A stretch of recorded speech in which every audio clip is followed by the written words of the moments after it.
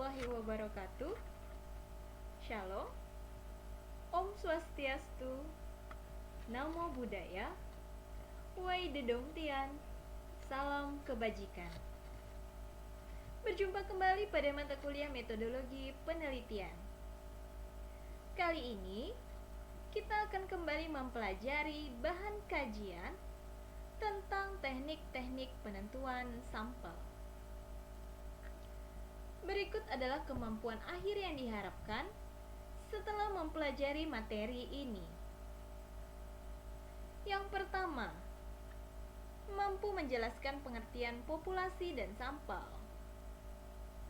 Populasi dan sampel ini keduanya digunakan sebagai istilah dalam metode penelitian kuantitatif. Dikarenakan hasil penelitiannya ditujukan kepada sampel yang harus bisa digeneralisasikan kepada objek yang lebih luas. Yang kedua,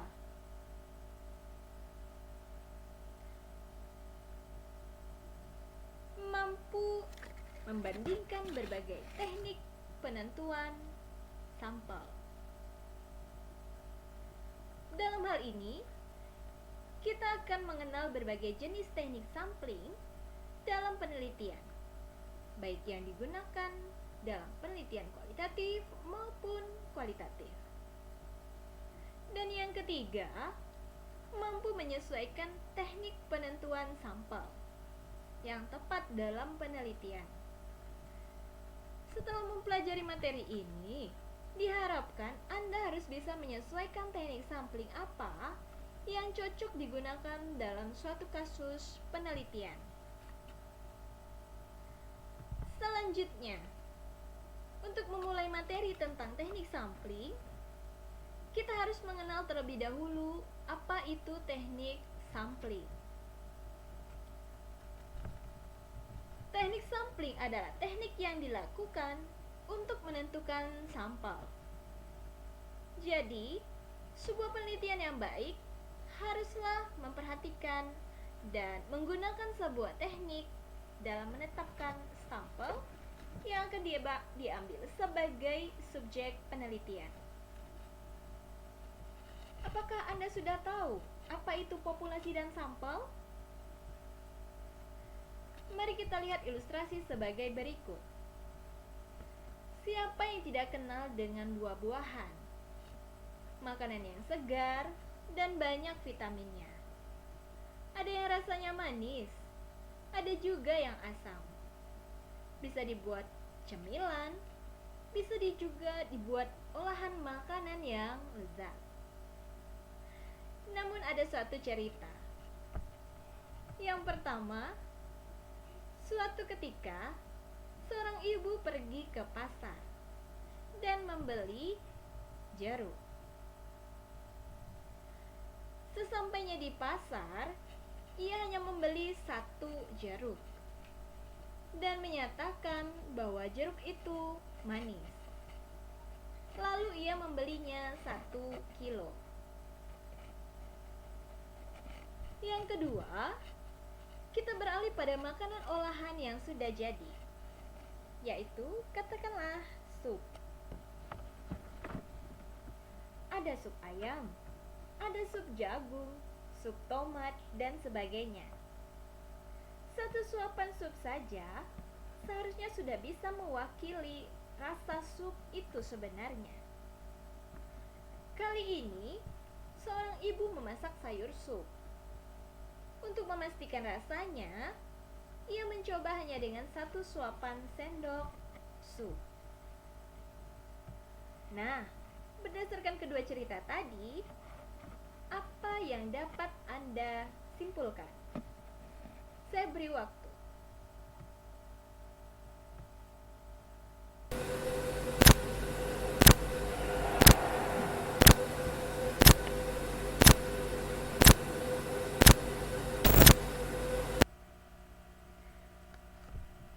Ya, suatu pengetahuan yang bisa diterima akal, yaitu pada cerita kedua.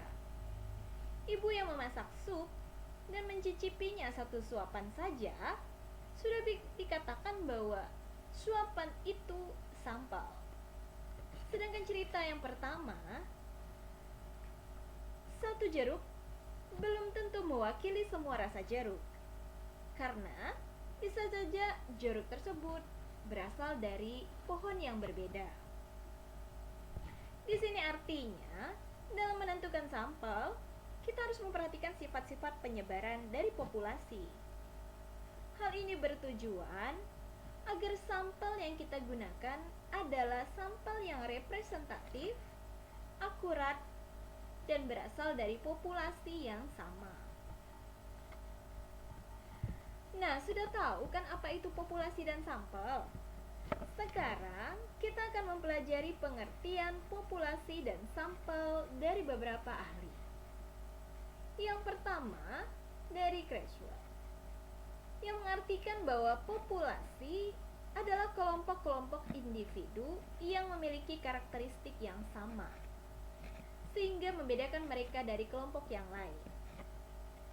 Selain itu, dari Sugiono, mengatakan bahwa populasi adalah wilayah generalisasi yang terdiri atas objek atau subjek yang mempunyai kualitas dan karakteristik tertentu yang ditetapkan oleh peneliti untuk dipelajari kemudian ditarik kesimpulannya.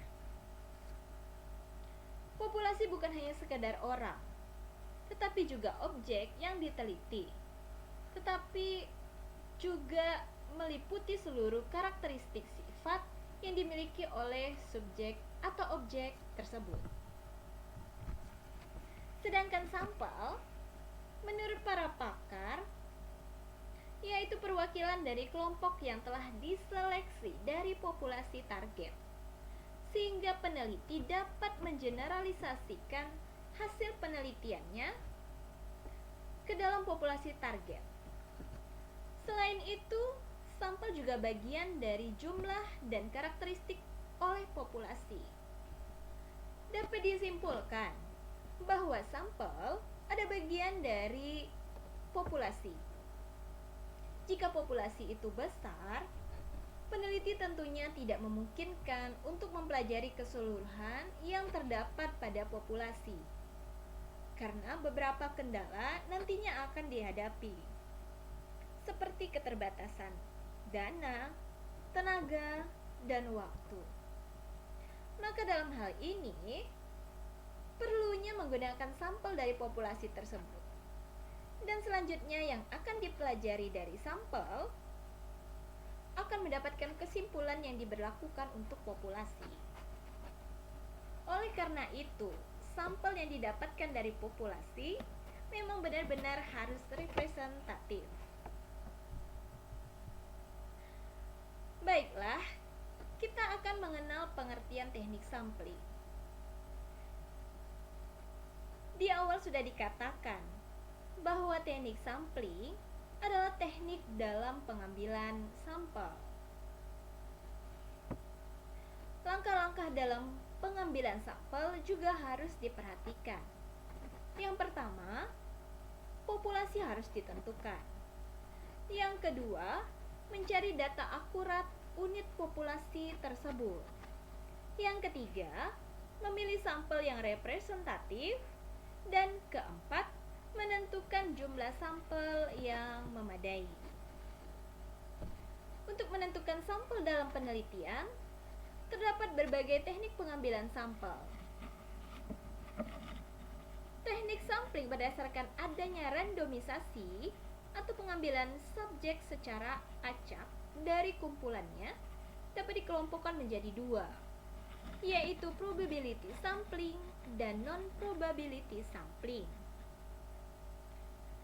Teknik-teknik tersebut dapat dilihat pada skema berikut. Dari diagram ini menjelaskan bahwa teknik penentuan sampel dapat dikelompokkan menjadi dua. Nah, yang dalam kelompok probability sampling yaitu simple random sampling, proportionate stratified random sampling, disproportionate stratified random sampling, dan cluster sampling. Sedangkan ke dalam jenis non-probability sampling, yaitu sampling sistematis, sampling kuota, sampling aksidental, purposive sampling, sampling jenuh, dan snowball sampling. Berikut penjelasannya. Simple random sampling yaitu teknik pengambilan sampel yang memberikan peluang yang sama bagi anggota populasi untuk dipilih menjadi anggota sampel. Dengan probability sampling yang dilakukan secara acak ini, maka dikatakanlah bahwa mereka termasuk ke dalam probability sampling. Oke. Kemudian simple random sampling ini dinyatakan simple karena pengambilannya dilakukan secara acak tanpa memperhatikan strata yang ada dalam populasi tersebut. Cara ini dilakukan apabila anggota populasi dianggap homogen. Yang kedua, proportionate stratified random sampling. Biasanya digunakan pada populasi dengan susunan-susunan yang bertingkat atau berlapis-lapis. Yang ketiga, disproportionate stratified random sampling, yaitu teknik penentuan sampel yang berstrata tapi kurang proporsional. Teknik ini digunakan untuk menentukan sampel yang akan diteliti dalam sumber data yang luas, yaitu yang dimaksud dalam teknik cluster sampling. Sekali lagi, bahwa teknik cluster sampling itu tidak memiliki individu, tetapi melainkan dari kelompok-kelompok individu. Dan teknik ini digunakan apabila subjek atau objek yang diteliti merupakan data yang sangat luas. Itu yang termasuk cluster sampling. Kemudian selanjutnya yaitu non-probability sampling, yaitu teknik pengambilan data yang tidak memberikan peluang atau kesempatan yang sama bagi setiap anggota populasi yang dipilih untuk menjadi sampel. Jenis-jenisnya sebagai berikut. Yang pertama, sampling sistematis, yaitu teknik penentuan sampel berdasarkan urutan dari anggota populasi yang telah diberi nomor urut. Yang kedua, sampling kuota, yaitu teknik penentuan sampel dari populasi dengan ciri-ciri tertentu sampai jumlah kuota yang diinginkan. Teknik ini tidak diperhitungkan, akan tetapi diklasifikasikan ke dalam beberapa kelompok.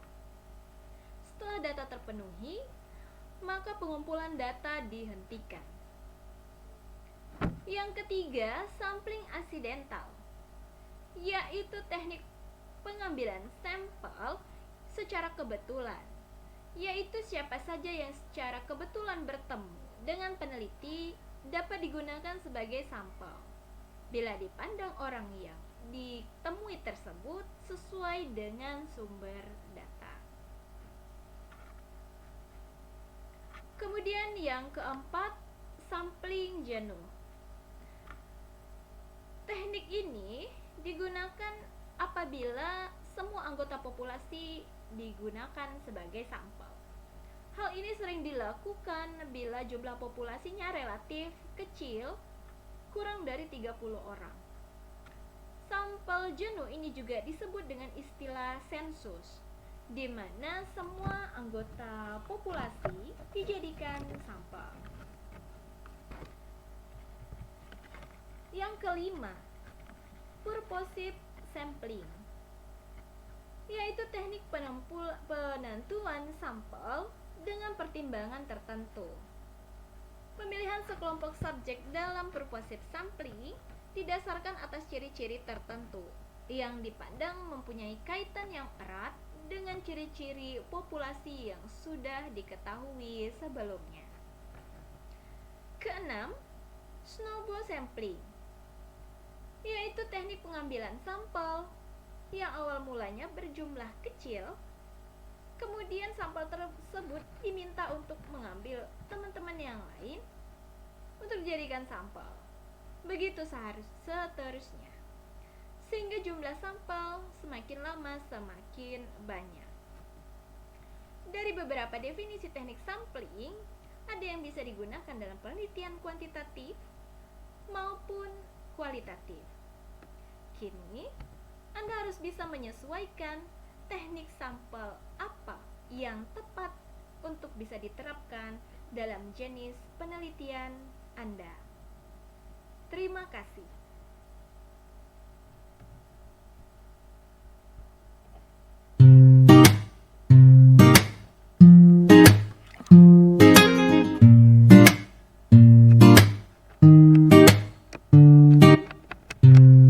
They don't have to say